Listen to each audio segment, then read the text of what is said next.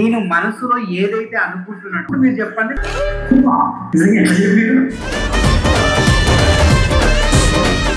నేను మనసులో అనుకుంటున్నది వీడు ఒకవేళ చెప్పకపోతే వీడు లంగేష్ గాడే, వీడు నిజం విత్ నరేష్ అంటూ నేను నీతి నేను లంగేష్ అంటున్నా. ఆ మనసులో అంతా ఏదో ఒక రోజు ఎవడో కూడా వలగొడతాడు అని అనుకుంటున్నా. ఇందులో ఇప్పుడు మనసులో ఏదన్నా మాట అనుకుంటే చెప్పేస్తారంట కదా. మనసులో మాట్లాడాలనుకుంటున్నా నిజం చెప్పడమే నేరమైతే నా ప్రాణం పోయినా పర్లేదు కానీ నేను నిజమే చెప్తా. ఆకులో అమ్మవారి తల్లిని చూపించారు, అది నిజమేనా అండి? అదే నిజమేనండి. అంజనం అంటే అదే మరి. ఆకులో అమ్మవారు తల్లి స్క్రిప్టెడ్ తీసుకొని చేసింది అది నిజమేనా అండి? అదే నిజమేనండి. స్క్రిప్టెడ్ తీసుకొని చేసింది అది. స్క్రిప్ట్ ఎవరిది? ఆ స్వామి పెట్టించిన నరేష్ స్వామి. అన్న 1,00,000 రూపాయలు ఇచ్చివన్నా. ఫస్ట్ ఒకసారి తీసినప్పుడు 50,000 ఇచ్చివన్న, తర్వాత 50,000 ఇచ్చివన్నా. నా జోలికి కాదు, ప్రజల జోలికి రావద్దు. ప్రజల జోలికి వచ్చేవరన్నా బాధితులు అన్నా నేను ఇట్లా మోసపోయినా నీ వల్ల అంటే అది ఎవడన్నా సరే బరాబర్ ముందుకు వచ్చి ప్రశ్నిస్తా. నువ్వు మనస్ఫూర్తిగా చెప్పు, నా మనసులో అనుకున్నది నువ్వు చెప్పేంత శక్తి నీకు ఉన్నదా లేదా? ఇదంతా అబద్ధం అని నాకు తెలుసు. నువ్వు ఇంకా ఏమన్నా ఆటలు ఆడాలి, నేను ఇప్పటికీ ఇంకా అన్నా వద్దన్నా, చాలన్నా, తీసిన దానికి నువ్వు మంచి గుణపాఠం చెప్పు మాకు. మొదటి వీడియోలో నా ఎజెండా ఏందనేది చూపించిన, రెండో వీడియోలో వాడి నిజస్వరూపం ఏందో చూపించిన, ఇది మూడో వీడియోలో ఎవరి వెంటైతే నిలబడి నువ్వు ఇవన్నీ ఆటలు ఆడుతున్నావో నీ ఆటలు ఇంకా చెల్లవ. ఆ ఫేక్ బాబా స్వామీజీలను ముందుకు తీసుకొని వచ్చి గుట్టు రట్టు చేసిన.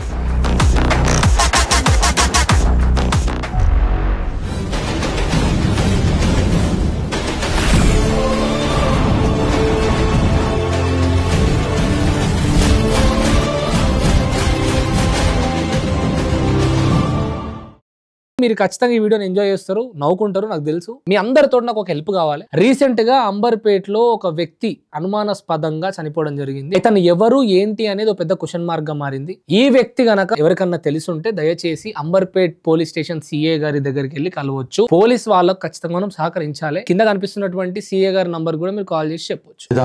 మీరు మీ యొక్క యూట్యూబ్ లో గానీ ఇన్స్టాలో గానీ కొంచెం వైరల్ చేస్తే ఖచ్చితంగా మనం 100% వాళ్ళకు న్యాయం చేసిన వాళ్ళు అవుతాం. దేవుడు నమ్మకం అనుకున్న వాళ్ళు ఎవరైతే ఉన్నారో వాళ్ళు మోసపోతున్నారు కదా. అలాంటి ఒక బాధితుడే ఈరోజు నా వరకు వచ్చిండు. ఆ బాధితుడు తన భార్యతోటి గొడవయ్యి మాట్లాడట్లేదు. ఈ నరేష్ అనే వ్యక్తి ఈయనను ముందుకు తీసుకొని వచ్చి ఎవరైనా భార్యాభర్తల పంచాయతీలు ఉంటే మేము తెంపుతాం, మేము కలుపుతాం అని చెప్తే ఈయనకు ఫోన్ చేస్తే 1,600 1,500 అదే అంజనం వేస్తా అని చెప్పి డబ్బులు తీసుకొని మీ ఇద్దరు 11 రోజులలో ఆమె మీ సంసారంకి వస్తుంది అని చెప్పడం తోటి 30,000 చేంజ్ అమౌంట్ కొట్టడం జరిగింది. అట్లీస్ట్ ఫోన్ కూడా లిఫ్ట్ చేయడం లేదు. ఏ రోజైతే మనం వీడియో పెట్టి మాట్లాడినామో అప్పుడు ఫోన్ లిఫ్ట్ చేయడం స్టార్ట్ చేసిండు. ఈ క్రెడిట్ అంతా కూడా నేను మీకే ఇస్తున్న ప్రజలారా, మీ అందరి వల్ల తన డబ్బులు తనకు రిటర్న్ కొట్టించగలిగినాం. ఎస్,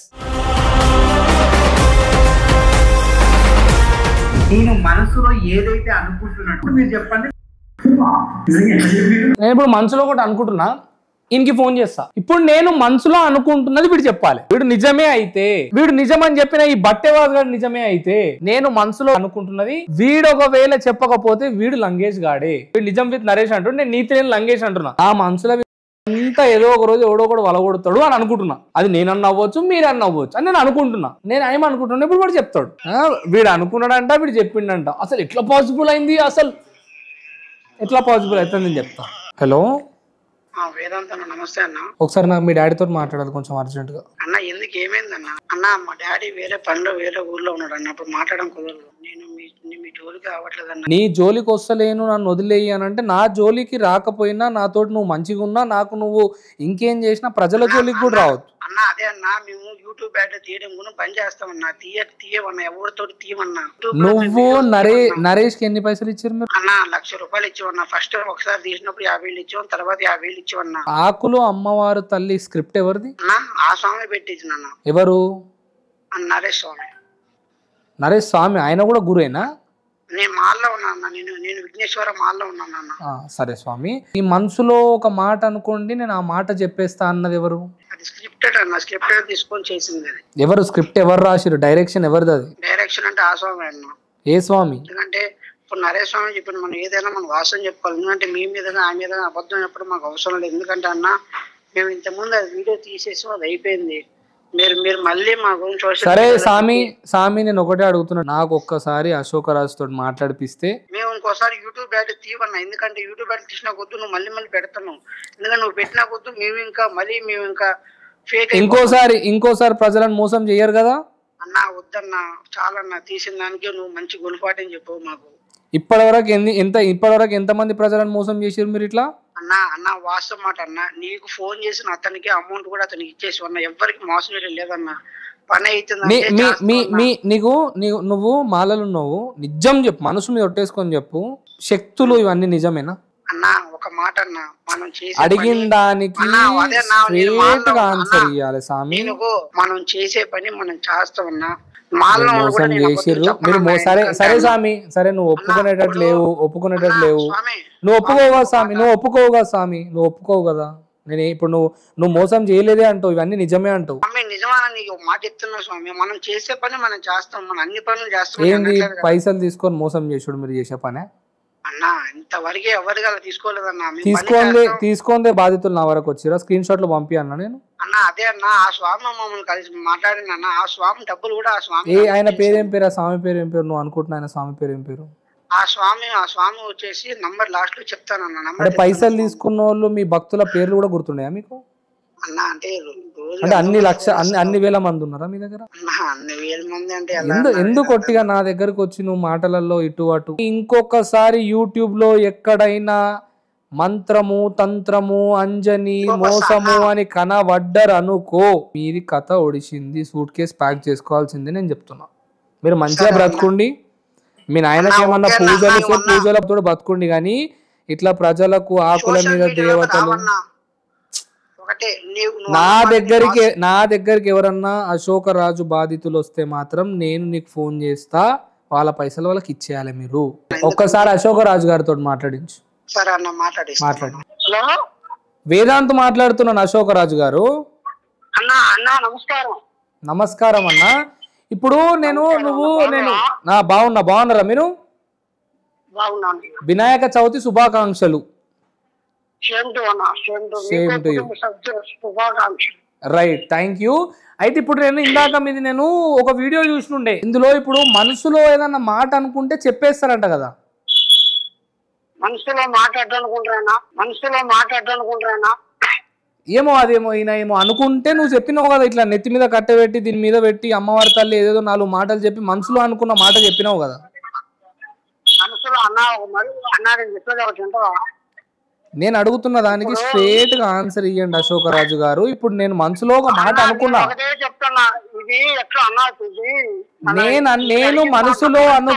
నేను మనసులో అనుకున్న మాట నువ్వు చెప్తావా? నీతోటి అవుతుందా కాదా? Direct straight. నమస్కారం. వయసులో చిన్నోడుగో పెద్దోడుగో నీకు నమస్కారం. నేను ఏం చెప్తున్నంటే ఎన్ని మనకు పెట్టాను. నువ్వు హ్యాపీగా ఉన్నానా? నేను హ్యాపీగా ఉన్నా. నువ్వు సంతోషంగా ఉండాలని నేను కూడా దేవుణ్ణి కోరుకుంటున్నా, కానీ మంది బాధపడుతూ మంది పైసల మీద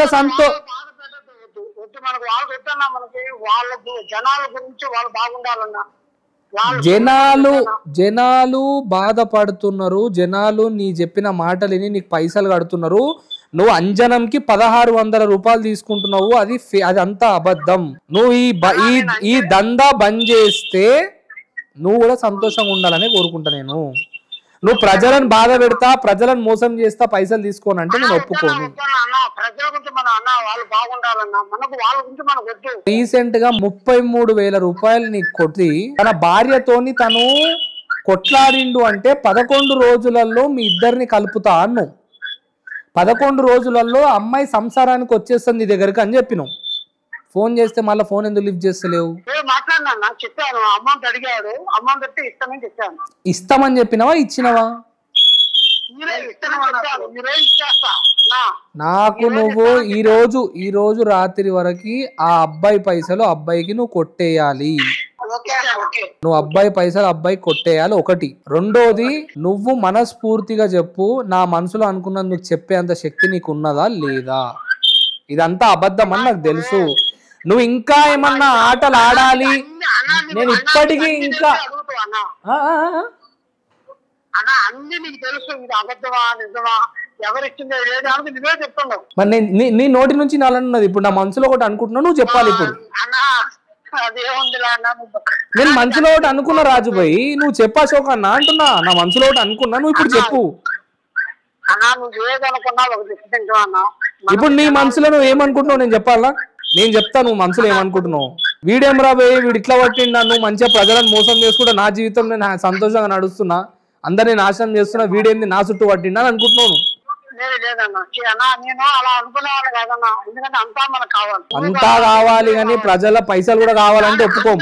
బాధపడకూడదన్నా. అన్న వాళ్ళ పైసలు మనకు వద్దన్నా, వాళ్ళ పైసలు వాళ్ళు కొట్టేస్తాను నేను. కొట్టే ఈ రోజు పైసలు కొట్టేయాలి, ఈ రోజు రాత్రి దాకా పైసలు కొట్టి నాకు స్క్రీన్ షాట్ రావాలి. చెప్పు. అన్నా ఇప్పుడు ఆ కస్టమర్ డబ్బులు ఈ రోజు సాయంత్రం రాత్రి లోపల ఈ కొడుకులకు ఇంకా కస్టమర్లు, కస్టమర్ డబ్బులు ఈ రోజు సాయంత్రం రాత్రి లోపల ఈ కొడుకులకు ఇంకా కస్టమర్లు. రెండో విషయం ఏంటంటే ఎన్ఎన్ మీడియాలో డబ్బులు, బాబు వినాలి, ఎన్ఎన్ మీడియాలో డబ్బులు ఇచ్చి వీడియోలు పెట్టించిర్రు. ఆ ఫోన్ చేసి ఆ వీడియోలు డిలీట్ చేయమని చెప్పు. వీడియోలు డిలీట్ అయిపోవాలి. మీ నాన్న ఇంకొక దగ్గర వీడియో ముందుకు వచ్చి నా దగ్గర శక్తులు ఉన్నాయి, మంత్రాలు ఉన్నాయి, దేవతలు ఉన్నాయి, దయ్యాలు ఉన్నాయి, అంజనేస్తాం మీ పేర్లు తీసిర్రంటే మాత్రం నా దృష్టికి వచ్చి ప్రజలను మోసం చేస్తే మేము ఖచ్చితంగా ఊరుకోము. చెప్పు. అన్నట్టు ఈ రోజు సాయంత్రం లోపల ఆయన డబ్బులను కొట్టేస్తాం, ఆయన నరేషన్ ఫోన్ చేసి ఆ వీడియోలన్నీ డిలీట్ చేపిస్తాం. మూడోది ఇంకొకసారి యూట్యూబ్ లో ఎవరి గురించి ఏం చెప్పము, యూట్యూబ్ లో వీడియోలు తీయడం బంద్ చేయాలి. ఇది మనసులో ఉన్న మాట చెప్పే అంత శక్తి మీ నాన్నకు ఉన్నదా లేదా? నాకు అదొక్కటే ఆన్సర్ కావాలి. అన్నా అది ఆయన రాసిందే అన్న. ఎవరు రాసిర్రు? స్క్రిప్ట్ రాసిచ్చింది ఆయన, చెప్పింది అది. ఎవరు రాసిచ్చిర్రు? మన యాంకర్ ఉంది కదా, యాంకర్ ఎవరు? నరేషా? ఏమని రాసిచ్చిండు?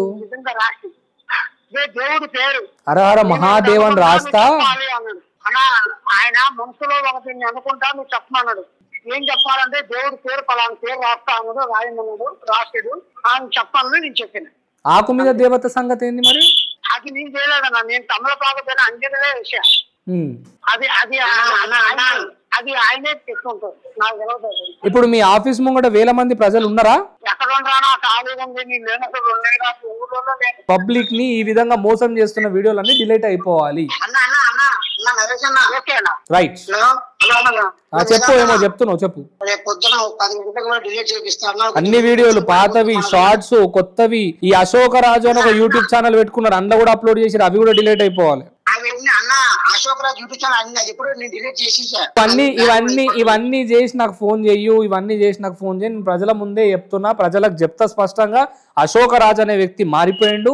ఇక మించి ఆయన ఎవరిని మోసం చేయదలుచుకోలేడు. ఆయన ఒక మంచి బాలుడు, రాముడు మంచి బాలుడు లాగా మంచిగా బ్రతకబోతున్నాడు అని చెప్తా. రైట్. మనసులో ఉన్న మాట చెప్పాలంటే ఫోన్ చేస్తే ఈయన మనసులో ఉన్న మాట చెప్పడంట.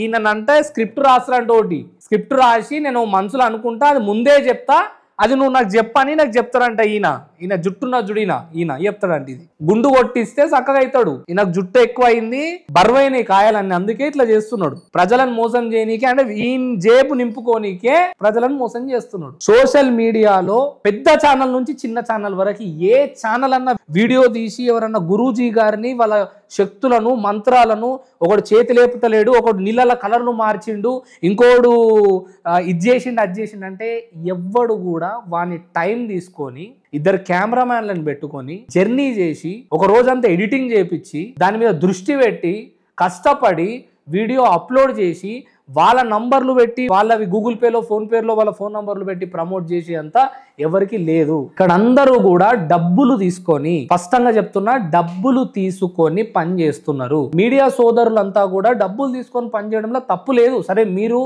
నలుగురు ఎంప్లాయీలకి జీతాలు ఇచ్చుకోవాలి, తప్పు లేదు. కానీ తప్పును చూపియకండి అంటున్నా. మీరు చేసే పనిలో నిజాన్ని చూపియండి.